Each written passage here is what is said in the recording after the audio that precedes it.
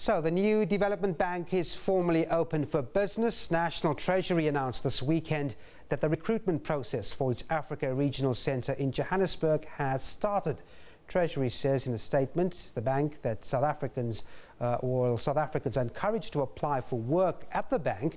The start of formal operations of the so-called BRICS Bank follows an agreement signed on February the 27th by the People's Republic of China and the new development bank regarding the headquarters of the new development bank.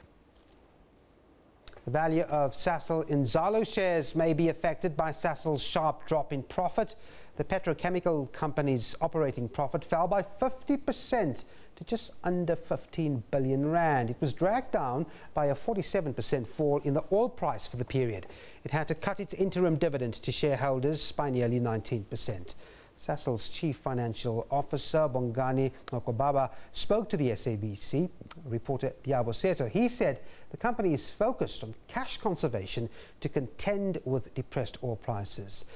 He will take over the joint presidency of the company with Stephen Cornell in July this year. Although the oil price has come down by 47%, our earnings have actually come down by 24%. This is because of a variety of factors. The rand also depreciated by 24%, so it mitigated the impact of the oil price. And then we have already started on our business performance enhancement program to save our cash fixed costs. This has delivered 3.1 billion rand.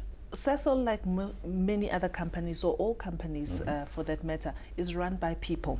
Yes. And you have cost increases, and you mentioned in your statement that your cost increases are well below inflation. However, we're expecting that inflation will peak at around 7% this year because of all the economic challenges that we face domestically.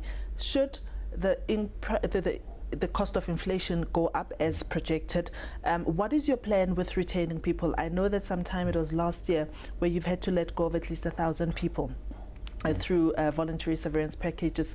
Are people's jobs at Sasol safe at this juncture, given the economic conditions globally and locally? Okay.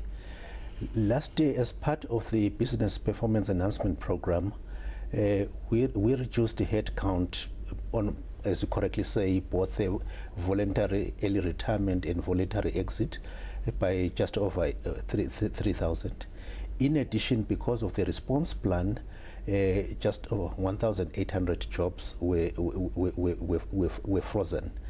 But going forward, unless if there is a drastic change in circumstances, but based on the current assumptions, we see that we could get our savings elsewhere. And we are getting our savings from cash fixed costs other than a cost of employment. We are also looking at our working capital to make sure that it's optimized. We are also looking at our gross margins to make sure that it's optimized. And last but not least, because we're a capital intensive company, we are looking at making sure that we optimize on our capital expenditure. So to back to your question, the key issue is that as many as possible of our 30,000 employees continue being with us, and we rather look at the savings elsewhere based on the current parameters. Interesting. You have given your shareholders a dividend of only 5.70 rand. Understandable given the circumstances, but I want you to tell me about the Inzalo shares. We have a lot of our viewers at home who are beneficiaries of Inzalo shares, and they want to know how this portfolio is coming along and how it's impacted by these results and the conditions. Yes, the Inzalo shareholders get a preference share dividend, and then which is a bit different also to the ordinary dividend which you pay.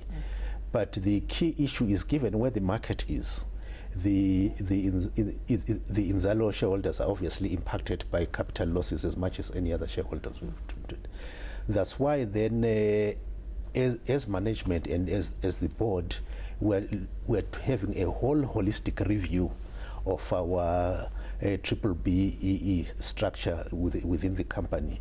Not only from shareholding, but also at procurement and the transformation, to make sure that isn't it better to link the structures to the underlying cash flows of the company, rather than being dependent on the vagaries of the markets. In just about 4 months, you'll be taking up a new role. Yes. As a dual president with Mr. Stephen Cornell. Correct. South Africa is going through a very difficult time transformation-wise, and there has been, speculation, because Sasol is not the only company to have had 2 presidents, heading up a multinational company. However, it is a very sensitive thing given the transformation where it is in the country.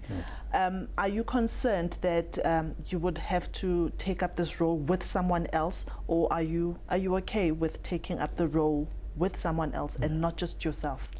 No, I'm very much okay at this juncture, and it's not a permanent setup, it's a transitional setup. The key issue is the huge issues facing the industry, so to speak. Not only are there declining prices of oil, we've got a huge project in the States, and the environment is becoming very fluid and complex. As you would get the answer from David, my current chief executive, who's outgoing, he will share with you that this in a way would give an opportunity to get to things you normally would not be able to get to. So I'm pretty comfortable with the arrangement, and Steve and myself work well together, and the important thing is what's good for Sasol, and how can we make Sasol continue to be successful and great.